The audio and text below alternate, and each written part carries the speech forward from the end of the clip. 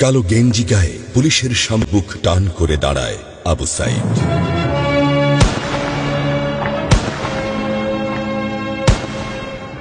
Police তাকে রক্ষা করার বদলে গুলি করে। ঠাস ঠুস কয়েকটা গুলির মধ্যে একটা গুলি লাগে তার কোমরে। খানিকটা ভাঁজ হয়ে যায় শরীর। সম্ভবত সে বুঝতে পারে নাই। ঘাড় ঘুরিয়ে কোমর দেখার চেষ্টা করে একবার, তারপর আবার আগের মতো আবার দুই হাত প্রসারিত করে সিনা টান করে দাঁড়ায়। ডান হাতে ছোট্ট একটা লাঠি। বিশ্ববিদ্যালয়ের প্রধান ফটকের পাশে বেশ কয়েকজন পুলিশ, হাতে রাইফেল, রাইফেলের তাজা গুলি, আবারও গুলির শব্দ। পরে গুলিটা কোথায় লাগলো বোঝা গেল না। তবে আবু সাইদ টলছে, পড়বে পড়বে ভাব, কিন্তু সে সোজা হয়ে দাঁড়ানোর চেষ্টা করছে। গুলি খাওয়ার আগে ফেসবুকে তার শেষ পোস্ট ছিল, যতদিন বেঁচে আছেন মেরুদণ্ড নিয়ে বাঁচুন।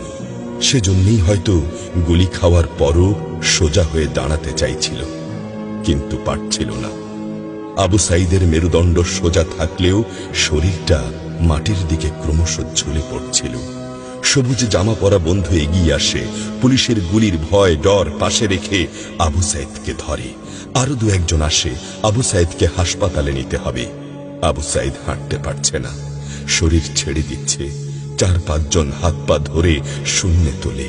আবু সাইদ ঝুলছে আর রক্ত পড়ছে টপ টপ টপ। যে আবু সাইদ কিছুক্ষণ আগেও বুক চিতিয়ে দাঁড়িয়ে কোটা সংস্কার আন্দোলনে নেতৃত্ব দিচ্ছিল, সে এখন শূন্যে ঝুলছে, যেভাবে ঝুলছে মেধাবীদের ভাগ্য। রাত 10টার আগেই বাড়িতে যাওয়ার কথা ছিল আবু সাইদের। মা অপেক্ষা করছে, বোন অপেক্ষা করছে।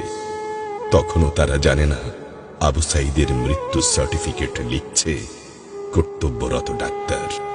নাম আবু সাইদ, পিতা মকবুল, ঠিকানা বাবনপুর, পীরগঞ্জ, রংপুর। বয়স 25। মৃত্যু কারণ আগমনের সময় মৃত্যু। তারিখ 16/7/24, রাত 8টা 5 minute. Serial number 240434, Rangpur medical college হাসপাতাল।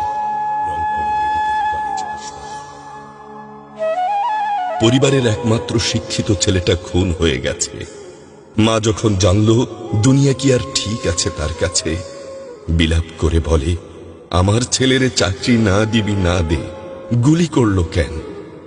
বোন শুনি আর্তনাদ করে বলে, 3টা গুলি কেন আমারে করলো না?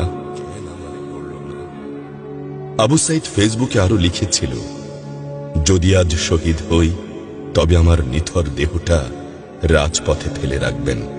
ছাত্র সমাজ যখন বিজয় মিছিল নিয়ে ঘরে ফিরবে, তখন আমাকেও বিজয়ী ঘোষণা করে দাফন করবেন।